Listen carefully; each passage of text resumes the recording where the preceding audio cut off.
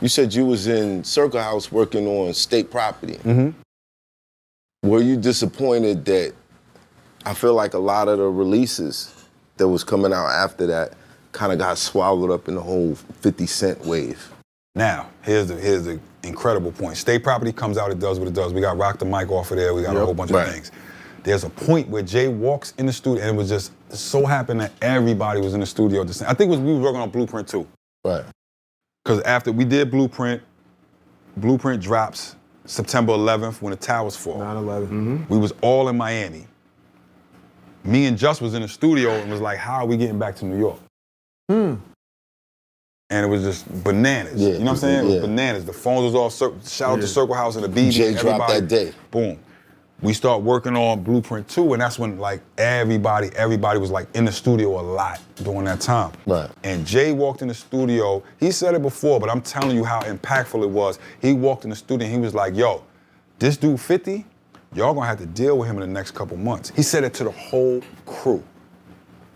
You gonna have to deal with him. What was that like for you since you was there for? It was a warning. It was like, yo, there's another power coming. But you had known 50 already. Yeah, no, Did it hit you differently? Of course. But that 50 and the 50 that came after Two different yeah. names. But did it hit you differently because you were familiar with him and nobody? No, I knew that he was gonna be, because for me, 50 is like one of the most incredible hook writers. Right. And hooks will get you everywhere. Lord, everything. Yo, bro, it was one time me and Bleek was in the studio and I heard a 50 record and I looked at Bleek. This dude said, I know you don't love me.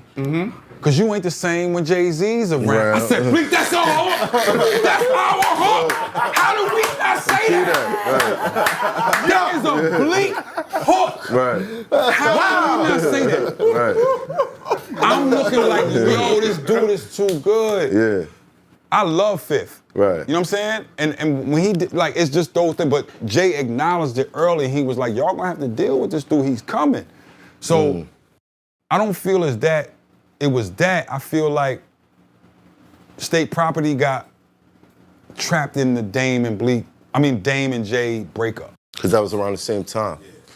What was Owen that? Sparks never put out an album. Yeah. Right. Yeah. Right. Yeah. Freeway was the one that just gravitated towards, because Freeway is like, you gotta love Free. Free's personality, the way he was, like as the medium to everything. Right.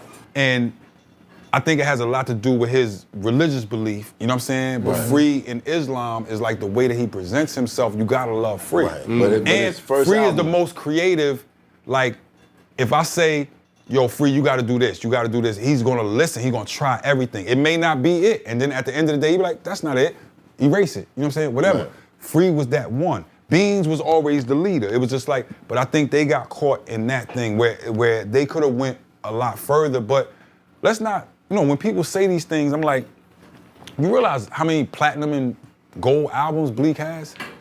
You realize how many, you know what I'm saying, Beans albums went platinum and gold? You realize like all of the state property albums is platinum? You realize this, right? Like, it wasn't like they was missing, but I felt like the whole thing could have been. They didn't get the benefit of the united front. I mean, Yeah, because and then also too. not only that, somebody was going diamonds. Yeah. Also too, You know what I mean? there becomes a certain point where MP3s come in. There you go. I wanted to talk about So like, the thing that we could rely on, where it was like the thing of Roc-A-Fella as a label, was guaranteeing me $300,000 the first week.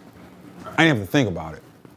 And the first time that a Roc-A-Fella album came in at $80,000 for the first week, I was like, yo, what the hell? Who was that? Freeway. It was the Young Guns. Young Guns? Yeah. You sure it On wasn't a- free? No, it wasn't free. It was like 60 or 80, 60 or That 80. was like late 03, early 04. Yeah, but I was remember already telling the office, this is what, you're right, because it's 03, because Jay takes over Def Jam, right?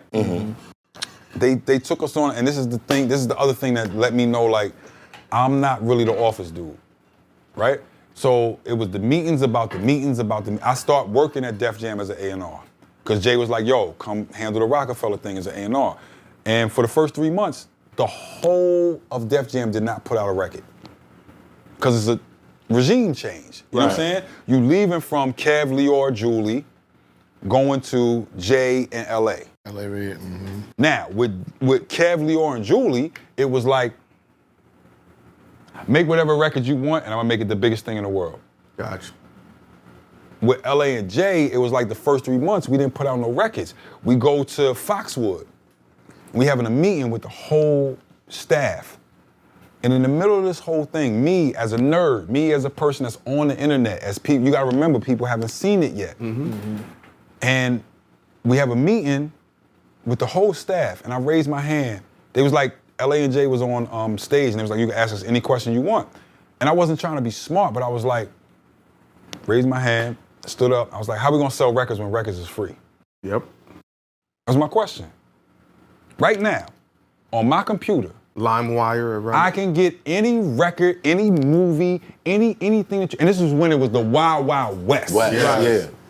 That's what I said. LimeWire. I could get any song, any movie, anything. It's super easy. Right. There was no cease and desist going on to websites. It was just rock. There was full web pages like, okay, here's all the blaxploitation movies and all the albums that go along with it. All you gotta do is type it in. All you gotta do is type it in. It was there. And download it, boot, and hope just when it downloads, it's But multiple downloads. It was crazy. Multiple. So I see that 60 coming, I'm like, whoa, this is really affecting our sales because as soon as we put it out, everybody can get it for free.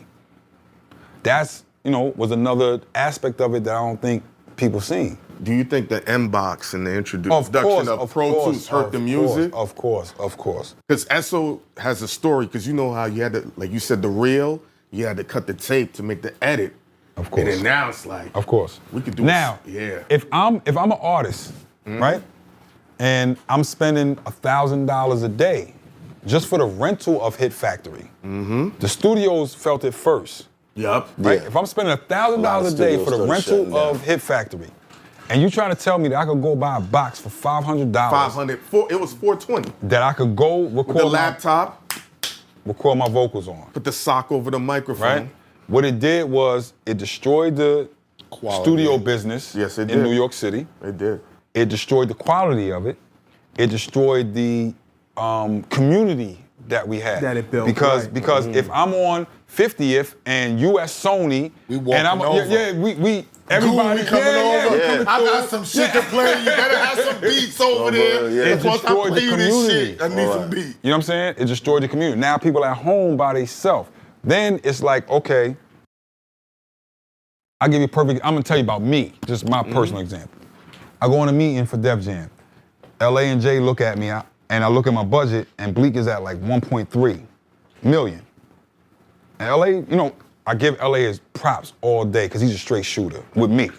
I've never had no problem. He's a straight shooter with me. Goo, how I'm getting my money back? I spent $1.3 million. I said, Bleek, we are not going to no studios. You coming to North, and you coming to my house. And we about to finish this album at my house. Right. Because we can't spend no more money on studio. It's not just the studio time, it's the amount of food you eat, it's the Cost, it all- it's all of it. Right. You might end up spending $3,000 in a day and do nothing. Because back then artists would go to the studio to write. What if they didn't come up with it that day? Right out the window. That was the point. So the M-Boxes is like, it destroyed the studio business, but it also removed us from quality control. Right. You see what I'm saying? Right. Now they can come back with whatever. That's when Mecca say the music doesn't hit the same now. It's so, accessible. Yeah. Speed comes out